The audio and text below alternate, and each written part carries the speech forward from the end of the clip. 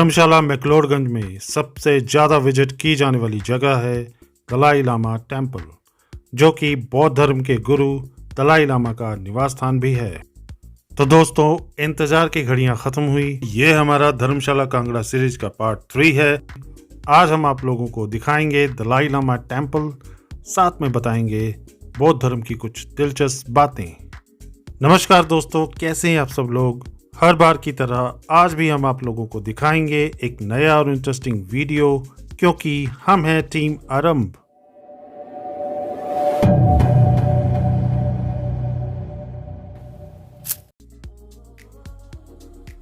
बौद्ध धर्म भारत की श्रमण परंपरा से निकला हुआ ज्ञान धर्म और दर्शन है। ईसा पूर्व 6ठी शताब्दी में गौतम बुद्ध द्वारा बौद्ध धर्म का प्रवर्तन किया गया। प्रवर्तन का अर्थ होता है प्रारंभ, आरंभ या किसी चीज का शुभारंभ करना। गौतम बुद्ध का जन्म 563 ईसा पूर्व लुम्बिनी नामक स्थान पे हुआ था, जो वर्तमान समय में नेपाल में है। गौतम बुद्ध को बोध गया में ज्ञान की प्राप्ति हुई थी, जिसके बाद सारनाथ में प्रथम उपदेश दिया था और उनका महापरिनिर्वाण 483 ईसा पूर्व 80 साल की उम्र में कुशीनगर, भारत में हुआ था। यहाँ पर महापरिनिर्वाण का अर्थ है मुक्ति या अंतिम मृत्यु, अर्थात जन्म और मृत्यु के चक्कर से मुक्त हो जाना। गौतम बुद्ध के महापरिनिर्वाण की अगली 5 शताब्दियों में बौद्ध धर्म पूरे भारतीय उपमहाद्वीप में फैल गया और अगले 2000 वर्षों में मध्य पूर्व और दक्षिण पूर्व एशिया में भी फैल गया। ईसाई और इस्लाम धर्म के बाद बौद्ध धर्म विश्व का तीसरा सबसे बड़ा धर्म है।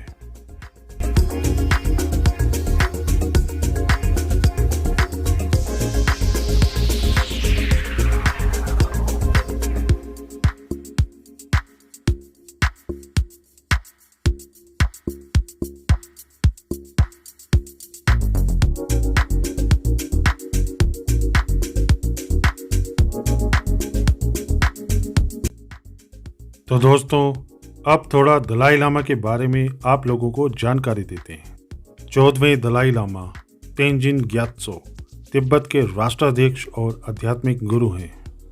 उनका जन्म 6 जुलाई 1935 को उत्तर पूर्वी तिब्बत के ताक्सतेर क्षेत्र में रहने वाले येओमान परिवार में हुआ था। 2 वर्ष की अवस्था में बालक लहामो ढोंडुप, ये उनके बचपन का नाम है, की पहचान 13वें दलाई लामा तोप्टेन ग्यात्सो के अवतार के रूप में की गई थी। माफ कीजिएगा अगर नाम के उच्चारण में गलती हुई हो तो, क्योंकि सभी नाम तिब्बतीन लैंग्वेज में हैं और मुझे तिब्बतीन लैंग्वेज नहीं आती है। दलाई लामा एक मंगोलियन पदवी है, जिसका मतलब होता है ज्ञान का महासागर। दलाई लामा के वंशज करुणा अवलोकतेश्वर बुद्ध के गुणों के साक्षात रूप माने जाते हैं। बोधिसत्व ऐसे ज्ञानी लोग होते हैं जिन्होंने अपने निर्वाण को त्याग दिया हो और मानवता की रक्षा के लिए पुनर्जन्म लेने का निर्णय लिया हो। उन्हें सम्मान से परम पावन भी कहते हैं।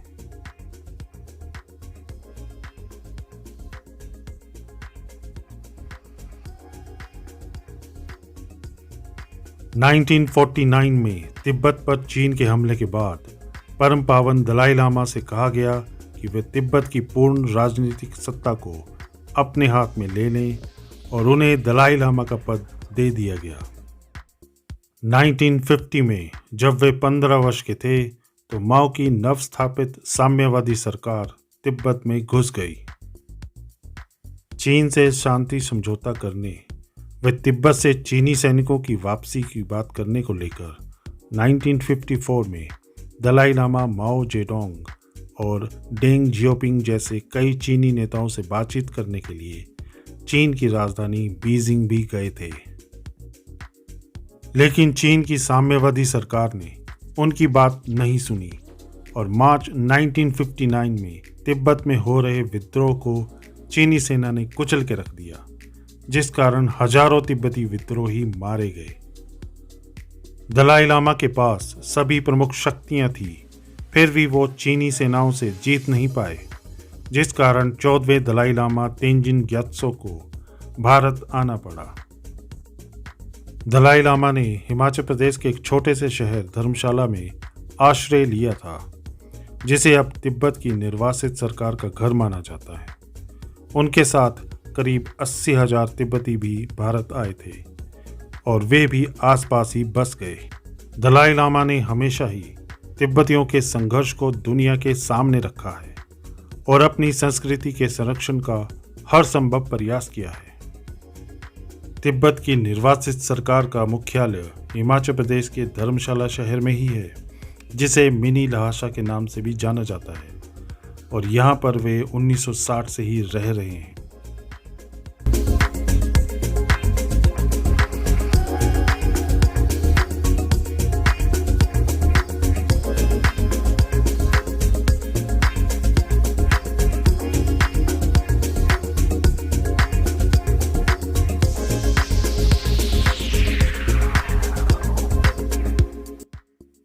दलाई लामा देश विदेश की जानी मानी धार्मिक, आध्यात्मिक एवं राजनीतिक हस्तियों से मिल चुके हैं और उन्हीं की अपील पर संयुक्त राष्ट्र ने भी तिब्बती लोगों के संघर्ष के मुद्दे को कई बार उठाया है। 1984 में दलाई लामा की पुस्तक काइंडनेस, क्लैरिटी एंड इंसाइट प्रकाशित हुई थी, जिसे पूरी दुनिया ने बहुत ज़्यादा सराहा था। 21 सितंबर 1987 को अमेरिकी Congress, United state of Congress and Washington DC के सदस्यों को संबोधित करते हुए परम पावन दलाई लामा ने 5 बिंदुओं वाली निमन शांति योजना को सबके सामने रखा था, जो कि इस प्रकार से थी। नंबर 1, समूचे तिब्बत को शांति क्षेत्र के रूप में परिवर्तित किया जाए।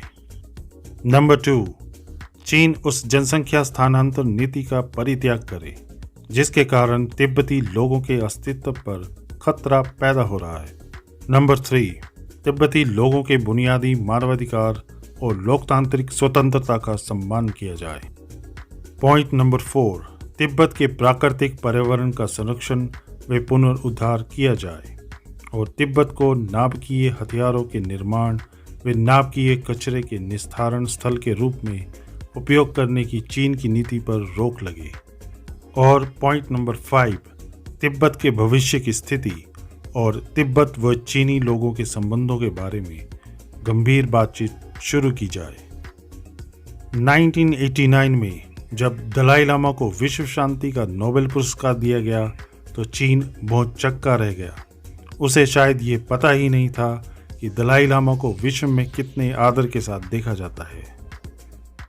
परम पावन दलाई लामा के शांति संदेश, अहिंसा, अंतर्धार्मिक मेल मिलाप, सार्वभौमिक उत्तरदायित्व और करुणा के विचारों को मान्यता के रूप में 1959 से अब तक उनको 60 मानक डॉक्टरेट, पुरस्कार, सम्मान आदि प्राप्त हुए हैं।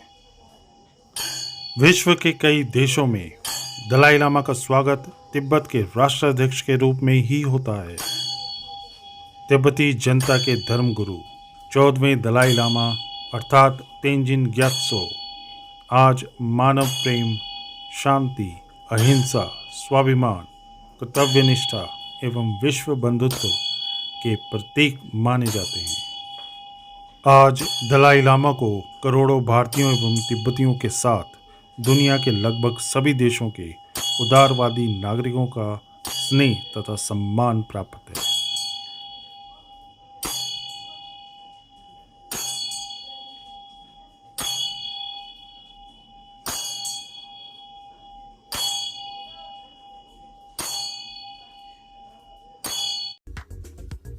वैसे तो आज का वीडियो यहीं पर ख़त्म हो जाना चाहिए, लेकिन मैं फिर भी आप लोगों को थोड़ा और आगे लेके जाना चाहता हूँ। आज जो मैं आप लोगों को दिखाने वाला हूँ वो शायद ही आप लोगों ने कभी देखा होगा।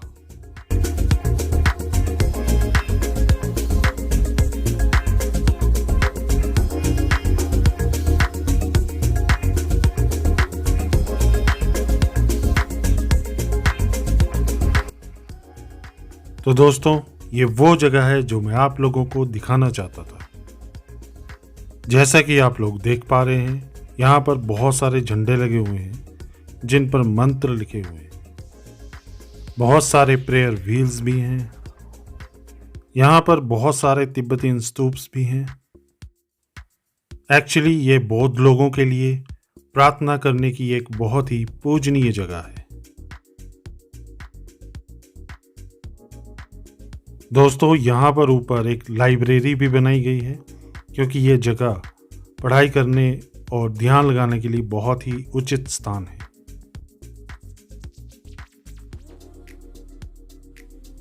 दोस्तों, यहाँ पर कुछ योद्धाओं की मूर्तियां भी बनाई गई हैं जिन्होंने तिब्बत की आज़ादी के लिए अपनी जान गंवाई थी।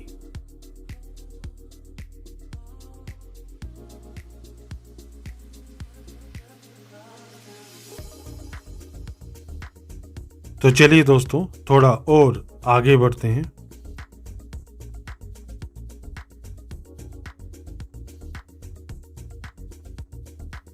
तो दोस्तों, यहाँ पर थोड़ी और सीढ़ियाँ चढ़ने पर हमें देखने को मिलता है नामग्याल स्तूपा।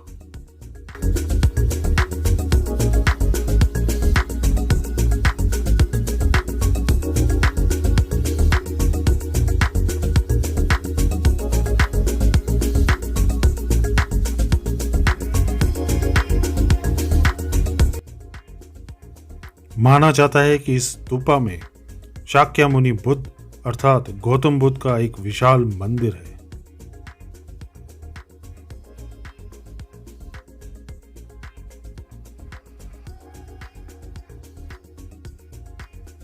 इस स्तूपा के चारों तरफ मंत्र लिखे हुए हैं और माना जाता है कि इस पर गिरने वाली हर चीज शुभ हो जाती है। कुछ लोगों का तो ये भी मानना है कि स्तूपा पर गिरने वाला बारिश का पानी भगवान बुद्ध के आशीर्वाद के समान हो जाता है। इस सब के अलावा यहाँ पर कुछ ऐसा भी है जो आप लोगों को जरूर देखना चाहिए। तो दोस्तों, अब आप लोग जिन महान लोगों की तस्वीरें सामने देख रहे हैं, ये वे महान तिब्बती योद्धा हैं जिन्होंने पूरी दुनिया का ध्यान तिब्बतियों पर हो रहे जुल्मों की तरफ करने के लिए, उन्हें संदेश देने के लिए और तिब्बत की आज़ादी के लिए आत्मदाह कर अपने शरीर का बलिदान दिया है। हालांकि दलाई लामा हमेशा ही अहिंसा के मार्ग पर चलते हैं और वो कभी भी इस तरह के कार्य की इजाज़त नहीं देते हैं।